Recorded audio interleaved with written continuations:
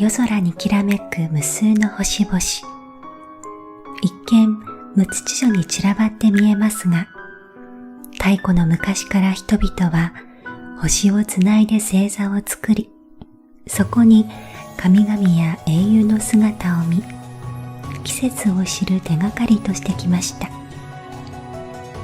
時とともに星座の数は増え、今では88星座があります。今夜はその中から黄道12星座と呼ばれる12の星座と、それらにまつわる物語を紹介していきましょう。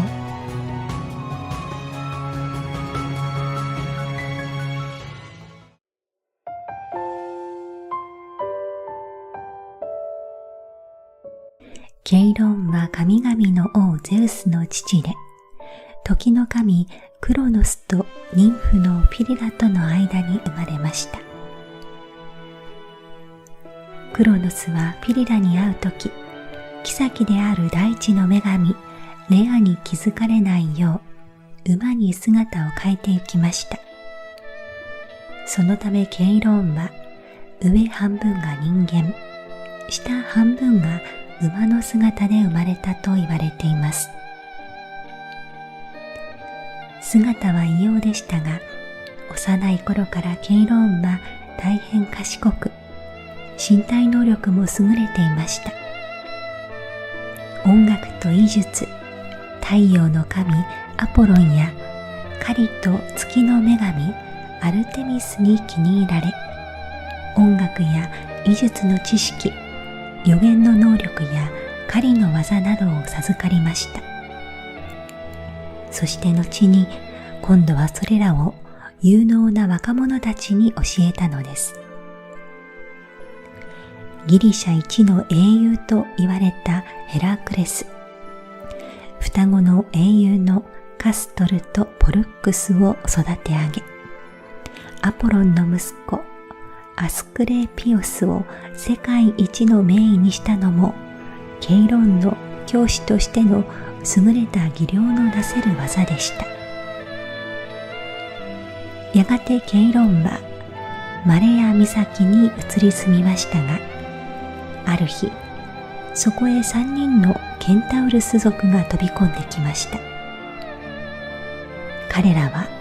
姿形こそケイロンとそっくりでしたが、性格は乱暴で愚かな振る舞いが多く、あちらこちらでいさかいを起こしていました。この時も英雄ヘラクレスが飲んでいた酒を奪おうとして争いになり、追われていたのでした。3人を追ってきたヘラクレスは彼らが飛び込んだ先を見て、そこが住処だと早合点し、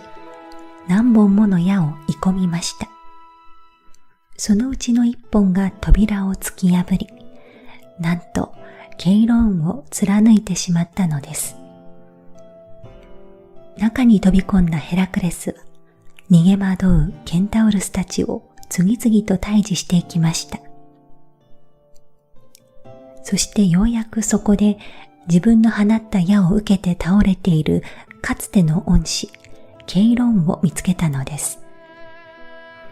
実はヘラクレスの矢には猛獣でさえかすっただけで死んでしまうほどの猛毒が塗ってありました。先生、ヘラクレスは慌ててケイロンに駆け寄って抱き起こしましたが、毒はみるみるうちに全身に回り、ケイロンは激しく苦しみ出しました。実は神の息子であるケイロンは不死であり、死ぬことができなかったのです。しかし、このままでは永遠に苦しみもだえることになります。見かねたヘラクレスは、父である神々の王ゼウスに懇願し、ケイロンの不死身を解いてもらいました。やっと苦しみから解放されたケイロンは、ヘラクレスの腕の中で死の国へ旅立って行きました。ゼウスは賢明で優れた教師だったケイローンの死を惜しみ、その姿を正座にしました。これが射手座なのです。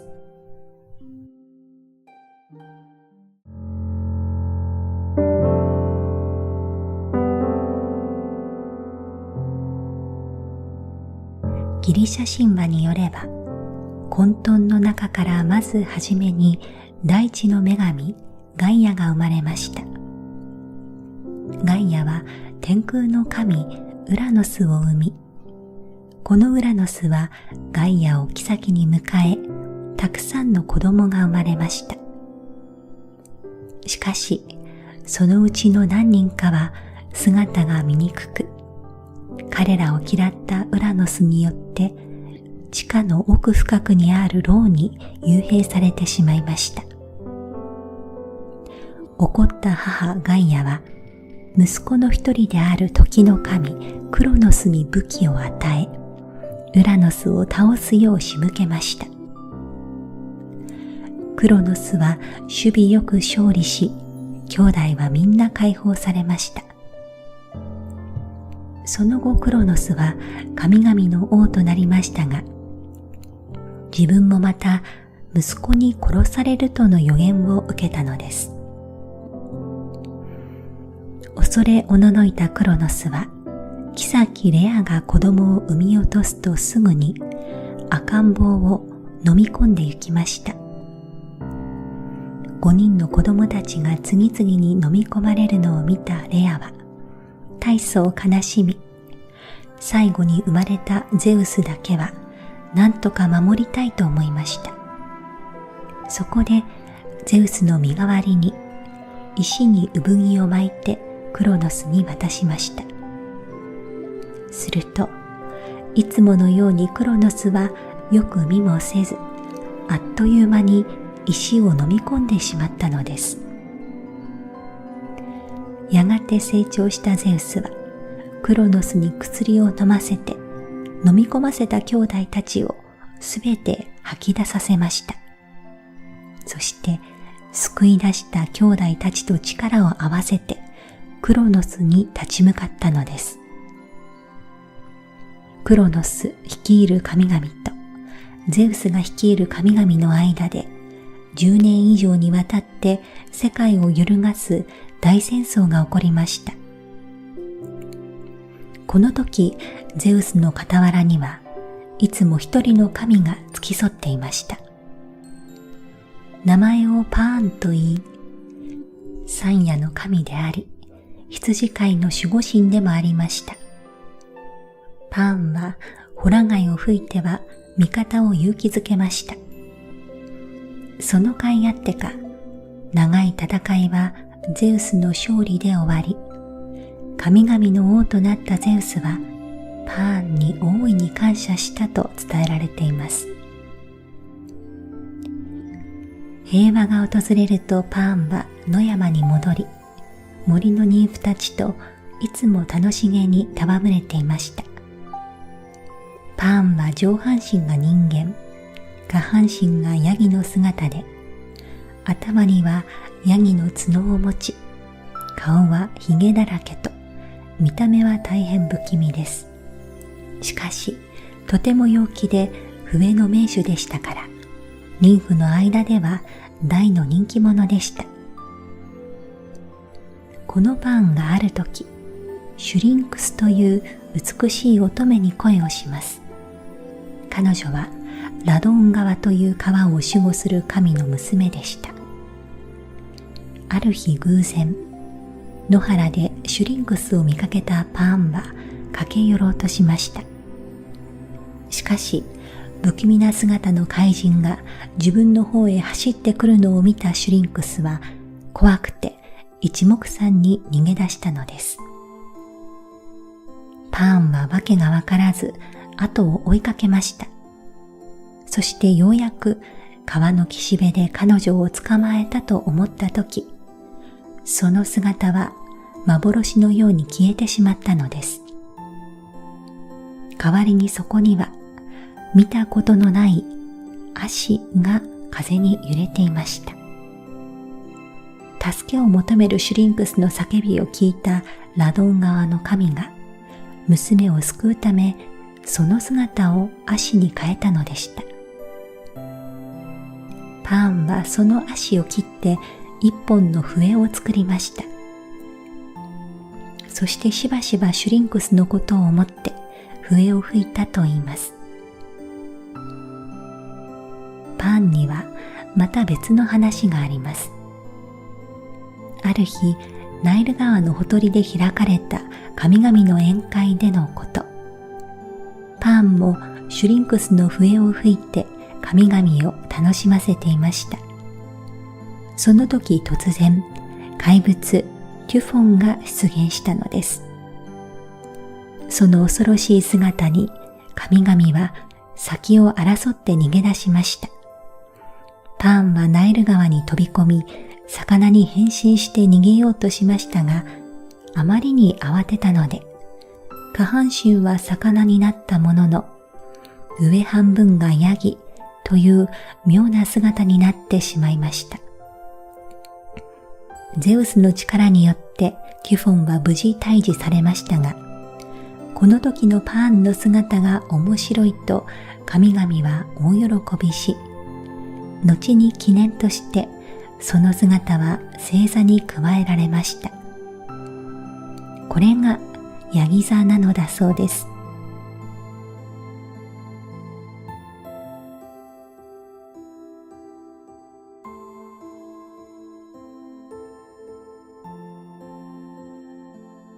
古代ギリシャの神々は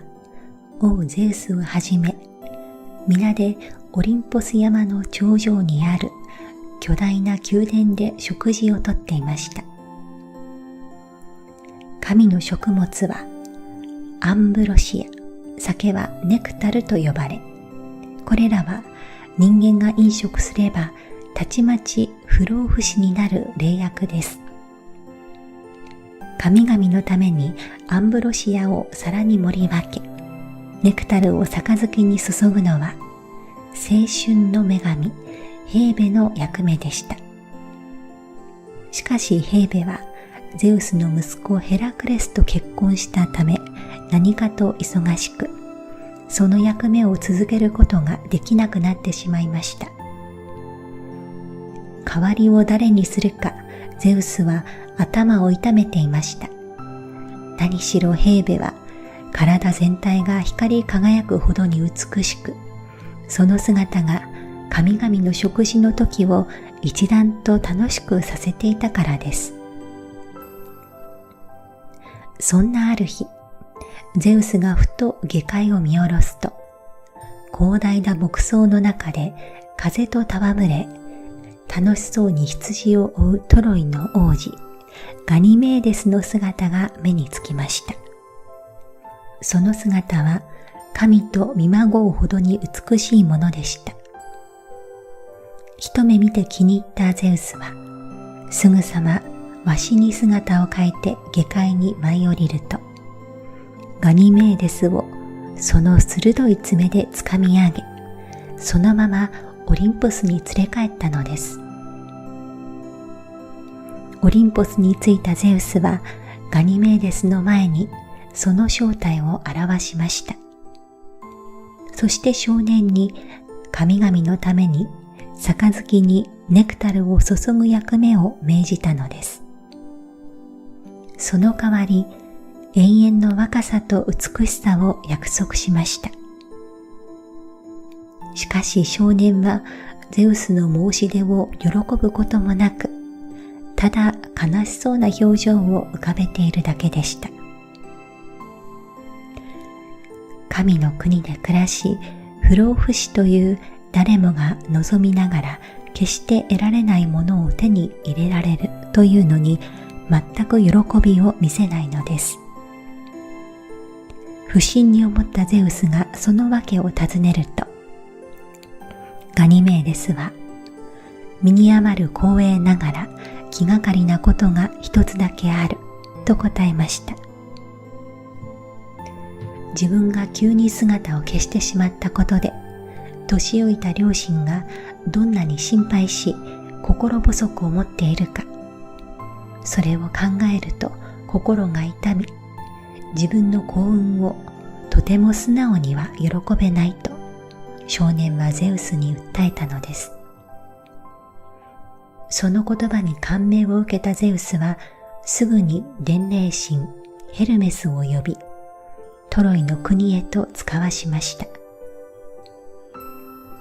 案の定トロイでは王子が急にいなくなって国中が大騒ぎになっていました。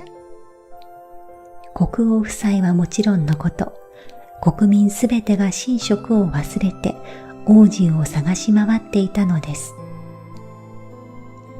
夫妻の前に姿を現したヘルメスは、王子はゼウスのおぼし飯で神々の国に連れて行かれ、不老不死の身となり幸福に暮らしていることを告げました。ゼウスに気に入られ神々の国にいるなら大変名誉なことだと夫妻は安心し涙を流して喜びました。しかしやはり息子を永久に失ってしまった寂しさは耐え難いものでした。ヘルメスは王子を連れ去った償いとしてたくさんの財宝を国王夫妻に与えました。そして夜空の一角を指し示したのです。見るとそこにはガニメーデスの姿をした星座が新たに輝いていました。国王夫妻の寂しさを思ったゼウスが二人の心を少しでも和らげようと王子の姿の星座を作ったのです。こうして誕生したのが水亀座だと言われています。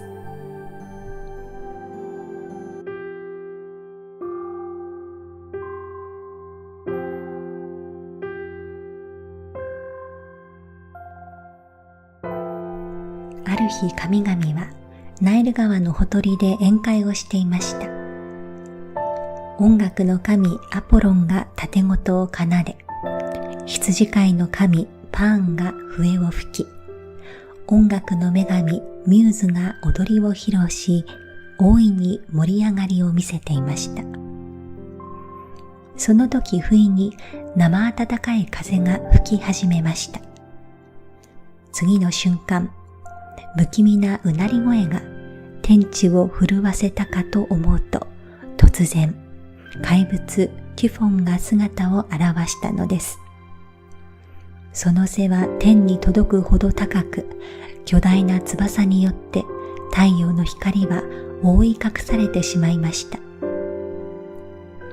怪物の足は大蛇、肩からは100匹の蛇と不気味な顔の頭が生えています。鋭い目からは火を吹き、口からは燃え上がる岩を吐いていました。そのあまりの恐ろしさに、指し物神々も我を忘れ、先を争って逃げ出しました。ゼウスはお羊に、アポロンはカラスに、ヘーラは大牛に姿を変えてテュフォンから逃げ出そうとしました。パーンは魚に変身しようとしましたが、あまりにも慌てていたため、上半身がヤギ、下半身が魚というおかしな姿になってしまいました。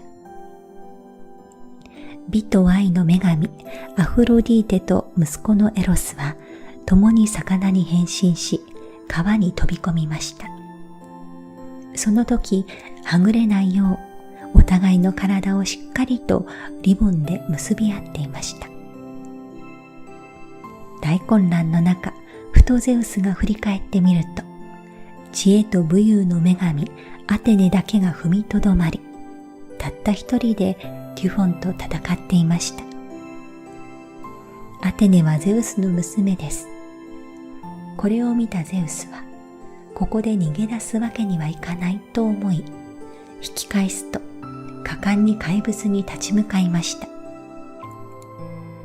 テュフォンは燃える岩を吐いて攻撃してきます。